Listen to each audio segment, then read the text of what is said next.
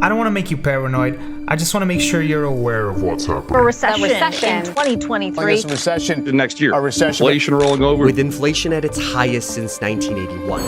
If you don't take action, the next 2 to 5 years aren't gonna be that fun. And I wish this was a joke, but you know it and everyone can see it now. History is repeating itself, but this time it's even worse. The house of cards is falling.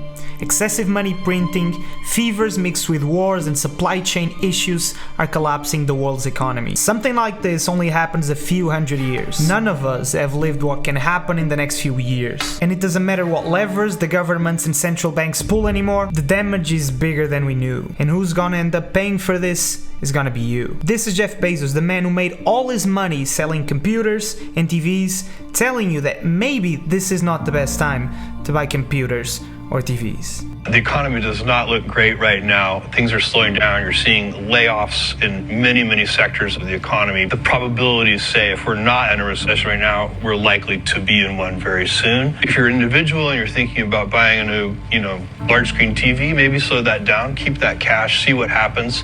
Same thing with a refrigerator or a new car or whatever. Just take some risk off the table. If you're a small business, maybe delay some capital purchases. Do you really need that new piece of equipment? Maybe it can wait a little bit. Have some cash on hand. Just a little bit of risk reduction could make the difference. Wait, so the guy who sells big screen TVs on the internet is telling his customers, the source of his personal wealth, not to buy big screen TVs off the internet? Really? That's how worried he is.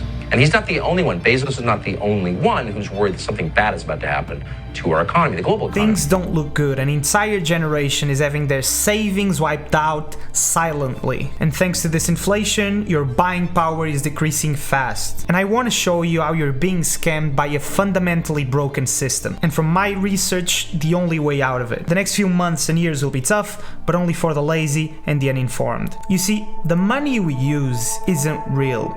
It used to be. The US dollar is the world's reserve currency. And before 1971, it was tied to gold. The dollar had an intrinsic value because it was tied to gold. And gold is finite, is real, you can touch it, you can see it, and it's virtually indestructible. Every dollar that existed was tied to something tangible. But in 1971, President Nixon was forced to take the dollar of the so-called gold standard to prevent the collapse of the US economy. But what they forgot to tell you was that they didn't prevent anything, they just delayed that collapse to today.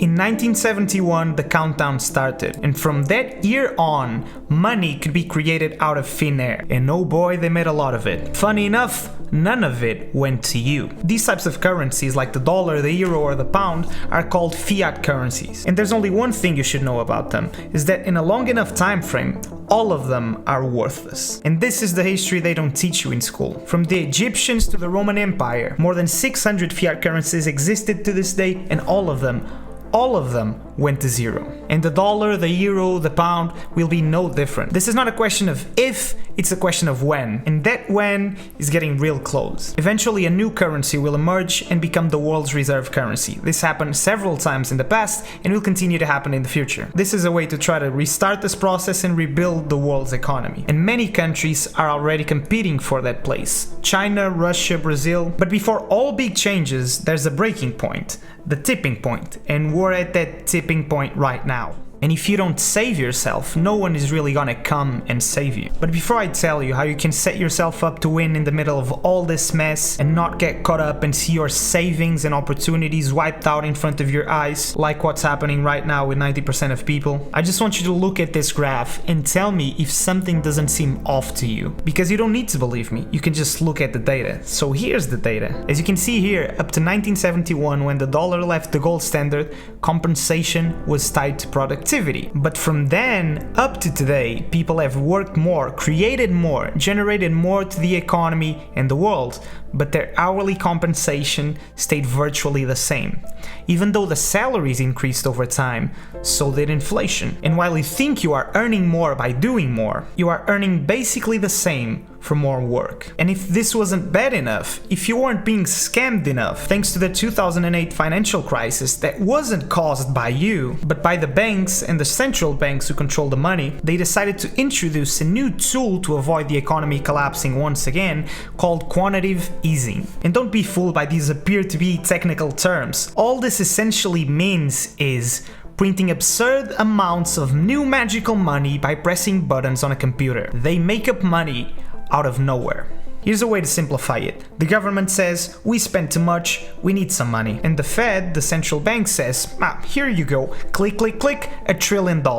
And they give their money to the government. But they say, just promise you'll pay us back this fake money we just printed someday, so people don't think this is a scam. You probably heard somewhere that there isn't gonna be a middle class anymore. And let me show you why.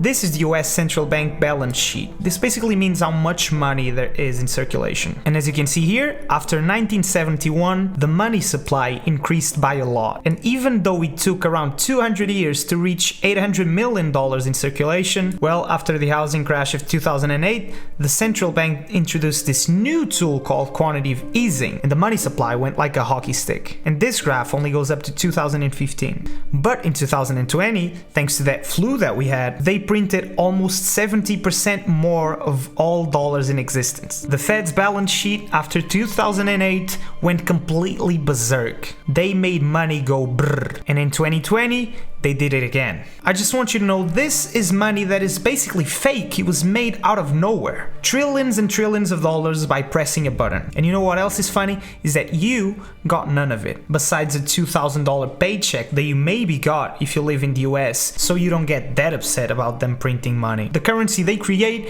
it's given to the banks and injected into the markets. But now the problem is, if you have all this new money floating everywhere, but there's the same amount of things to buy, there aren't more things, there aren't more products, there aren't more services. We have the same amount of things, but a lot more money. Each individual thing gets more expensive, but you're earning basically the same. Let's put it this way. Let's say you earn $1, and yesterday this bottle was $1. Today the bottle costs $2, but you still earn $1. Now let's say for you not to get too upset, they raise your salary 20%. 20%, it's actually a lot. Now you make $1.20, but the bottle still costs $2. You are f***ed. Your buying power is decreasing in front of your eyes and you didn't even notice. The money you have is becoming worthless, but you're still earning the same. So what's the solution? What do I do? How do we fix this? Well, you can't change the game. The game is too big to be changed now, and it's collapsing in front of our eyes. Now, if you can't exit the game, then the other best option is to learn how to play it. You need to increase your ability to earn.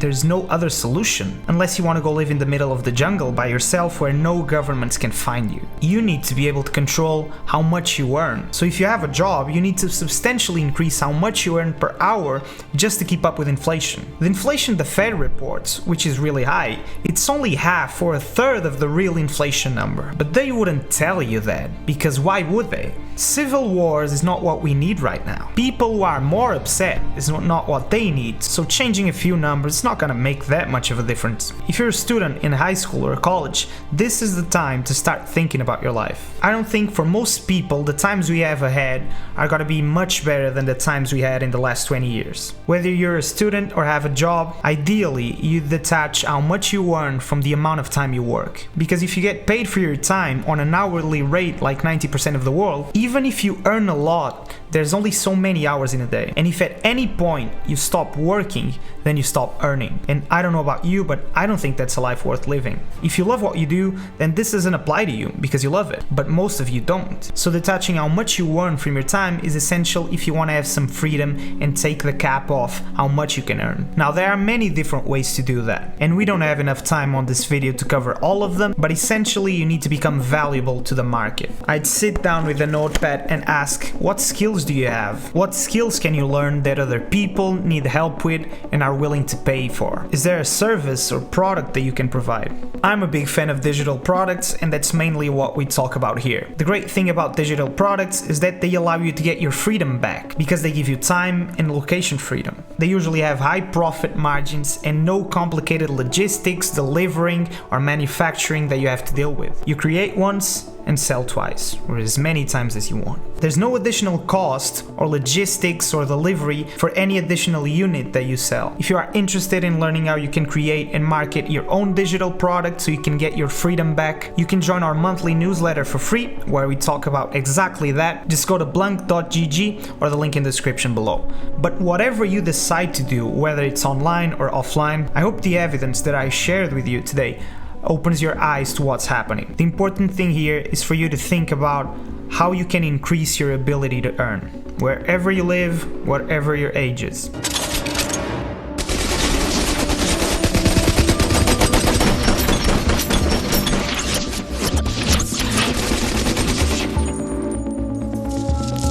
It's not difficult, thousands of people do it every day, you just need to be doing the right things. Last week I laid down what in my view are the 5 best side hustles that you can start online during this recession, and you can watch it right here. If you don't want to go all in, these side hustles are a great place to start, so I'll see you there.